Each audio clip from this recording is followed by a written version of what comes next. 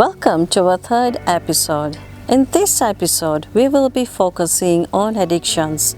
We shall look into substance addictions, their causes, their impact on our health, family life, social life, and even financial life. Welcome. We start by highlighting the substance often abused in today's society.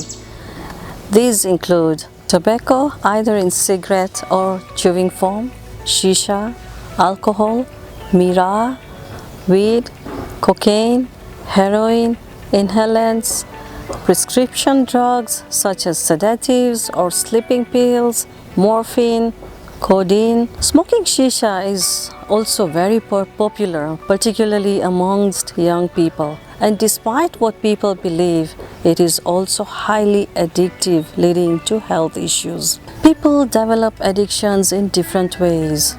Some individuals are more prone to addictions and dependency than others, and some following past traumas, growing up with alcoholics, being abused as a child, being exposed to extraordinary stress.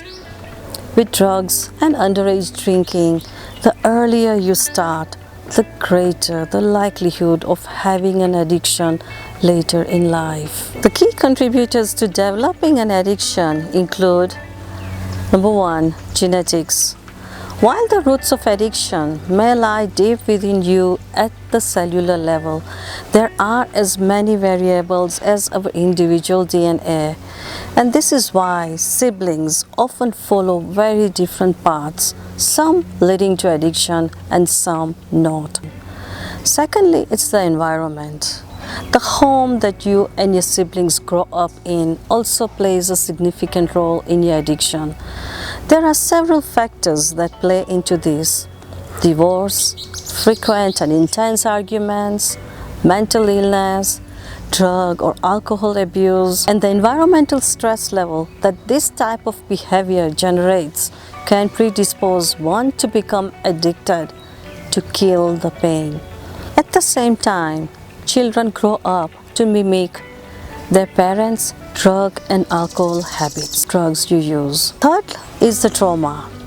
Traumatic events can leave a scar on the mind, and over time, victims choose to dull or numb their pain with their drug of choice. These events include neglect, verbal abuse, physical abuse, sexual abuse, terrorism, and etc. Fourth is the peer pressure. While many people associate peer pressure strictly with kids and teenagers, it does manifest itself in adults as well. Peers are people who are part of the same social group or spend more time with. So the term peer pressure means the influence that peers can have on each other. Although peer pressure does not necessarily have to be negative, the term pressure implies that the process influences people to do things that they may be resistant to or might not otherwise choose to do. Fifth is the mental health. People often abuse alcohol and drugs to ease the symptoms of an undiagnosed mental disorder and to cope with difficult emotions or to temporarily change their mood. Anxiety and depression both greatly increase the risk factors for starting drugs. Another factor is loneliness. If you have a strong relationship with family and friends, you are significantly less likely to use or become addicted to drugs or alcohol than if you are lonely, out of touch, or have little or no family support. There are also many different reasons to explain why young people use drugs. Some of these are curiosity, desire to get high, getting bored, lack of confidence and lack of self-esteem, to find independence, for pleasure and fun, to escape from reality, to cope with insecurity, loss, amongst others. How would you identify that one is sinking into addiction? There will be strong cravings for the drug or substance after the initial effects begin to wear off. Hiding drug use from friends and family. Finding a more intense or long-lasting high, either by seeking out more intense drugs or trying to get a higher dose prescription. Keeping up with everyday responsibilities like work or family obligations. needing the drug to get through certain situations such as stressful work, deadlines, or social events. And withdrawal symptoms when the drug is stopped. Feelings of anxiety and or depression seem to arise without the substance. And some more warning signs to look for include poor academic performance, drastic changes in weight, isolation, withdrawal from friends and activities, unidentified pill bottles, trouble with the law, accidents, violent outbursts, high-risk sexual behavior, skipping classes or work, agitation, excessive sleepiness, decreased focus, forgetfulness, lack of motivation, and depression. The drugs affect us in many different ways. First of all, our body and health. They can impact almost every organ in the human body, which include a weakened immune system, increasing the risk of illness and infection, heart conditions ranging from abnormal heart rates to heart attacks and collapsed veins and blood vessels, infections from injected drugs. Upper respiratory is susceptible to infections from smoking any drugs, even if one avoids smoking. For example, shisha or cigarettes, firsthand when in a group. The second-hand smoke can be just as harmful. Nausea and abdominal pain, which can also lead to changes in appetite and weight loss. Increased strain on the liver, which puts the person at risk of significant liver damage or even liver failure. Problems with memory, attention, and decision making, which makes daily living more difficult. Seizures, stroke, mental confusion, and brain damage as well if overdosed. Secondly, our family life. Drugs destroy relationships. The drug abuser will resort to secrecy and deception towards the partner, family, or friends, which can create the relationship to become distant and cause distrust. Additionally, the person abusing drugs can start developing anger problems, which can lead to aggression and violence, thus victimizing the loved one. The situation can become an endless downward spiral until the relationship can become irreparable to others. Moving on, let's look at how the journey helps manage and even cure addictions. Addictions can often be a means of putting a lampshade over a deep emotional issue that we don't feel or cope with. In general, all cultures are often taught to address the surface behavior of an addiction.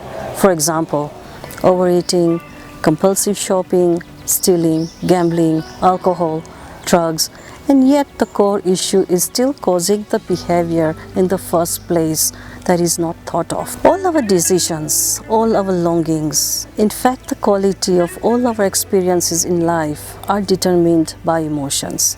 And yet we have been conditioned through what happened in the past and through what our environment has been teaching us to not fully feel but to suppress or avoid our true emotions. The journey work targets your subconscious mind to access the deep-seated restricting beliefs that are stored in your body, in your cells, and undergo a spring clean where you sweep out the core limitations that have held you back on so many levels in life. Journey process will help you to uncover the emotional shutdowns that have been stored in your cells. Open with the true underlying emotions, clear out the associated pains at cellular level, reconnect with the essence of who you really are, and allow the body and being to start its natural process of healing and transformation. Each journey process is tailor-made to the unique requirements of the individual and carefully designed to facilitate you to uncover the root cause of your addictions and the old imprints, and then guided by your body's inner wisdom to set you free while simultaneously activating your body's own healing process. So I would like to discuss a case or two that I have successfully healed using the journey method. One case, aged about 30 years, had an addiction towards drugs for over 15 years. And what was uncovered was he found it difficult to accept his parents getting a divorce, and he felt so alone. And as he grew into a teenager, he felt he was not good enough, unworthy of love, and blamed himself for his parents' divorce. And the more he felt these strong emotions, the more he indulged himself into weed and then heroin and cocaine. After over 30 sessions, he completely got over his drug addiction. It's now over 2 years. He's completely clean and currently working on a stable job for an NGO company. Another case is of a young alcoholic man aged 40 years. Though married, did not believe that he was ever really intimate. He was devoid of emotions. If he got into an argument with his wife, the resolution typically came after weeks of not speaking to each other. He uncovered, even as a preteen, prior to his drinking career, not being able to show or feel his sorrow at his grandfather's funeral, forcing him to cry just to fit in with the family. He was never able to express to his wife, which eventually led to a very distant relationship, lacking physical and emotional intimacy. So he would come home drunk and his wife would beat him, shout at him, all the lies, all the stories, and what was uncovered was grief of his grandfather, and he felt, I'm not enough, I'm unloved, I'm unaccepted. It's over 3 years now and he's not touched alcohol since then. Even any rehabilitated individual will still go into relapse because the void is still there. The emotional baggage has not been cleared. In fact, the shame, guilt, hurt, embarrassments and things that they have done needs to be released. The journey empowers you to do things differently as the self-esteem is reclaimed and teaches you how to manage power over your thoughts in the future. Even if no feelings show up, or there are reoccurring thoughts or any physical resistance or shutdown, you will learn how to break through any challenges that might occur during the journey processes. And previous drug users can move forward with their lives without the desire to again seek support from drug abuse. It is critical to remember that there is help and hope for anyone who has developed an addiction. With the proper intervention, such as the journey work, you can make the changes that will put you on the path to freedom and transformation. Thank you for tuning in. Until next week, stay safe.